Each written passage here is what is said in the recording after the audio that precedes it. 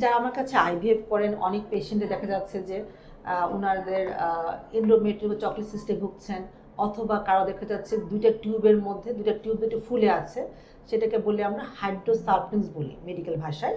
যে টিউব দুটো ফুলে থাকে অথবা যে কোনো পিরিয়ডের কারণে হতে পারে অথবা এন্ডোমেট্রিয়াসের কারণে ওনার হাইড্রোসালপিনস থাকতে পারে। সেক্ষেত্রে দেখা যাচ্ছে ওনাদের হাইড্রোতে হেমাটোসালপিনস থাকতে পারে, সেখানে ওনার টিউব দুটা দেখা যাচ্ছে ফুলে আছে। সেই ক্ষেত্রে কিন্তু আমরা যখন কোনো একটা পেশেন্ট ওনার আইভিএফের ডিসিশন নিয়েছেন, তাদের ক্ষেত্রে আমরা শুরুতে কী করছি, ওনাকে আমরা ইঞ্জেকশনের মাধ্যমে ওনার ডিম বড় করে নিই, এগ কালেকশন করে আমরা ভ্রূণ তৈরি করে ফ্রিজিং করছি। পরবর্তী সময় কিন্তু ওনার যে দুটো টিউব আছে সেই দুটো টিউব কিন্তু থাকা অবস্থায় কিন্তু আমরা ট্রান্সফার করতে পারছি না, কারণ ওনার যে টিউবের যে কেমিক্যালগুলো সেই কেমিক্যালগুলো ওনার গর্ভাশয়ের বিছানায় চলে এসে সে ভ্রূণটাকে ওনাকে ইমপ্লান্ট করতে দিবে না। তাই যেটা করতে হয়, ওনাদের এমব্রয়ডারি ট্রান্সফারের আগে ল্যাপারোস্কোপির মাধ্যমে ওনার টিউব দুটো ক্লিপিং করে এমব্রয়ডারি ট্রান্সফারে যেতে হয়। সেক্ষেত্রে কিন্তু সাকসেসটা ভালো আসে।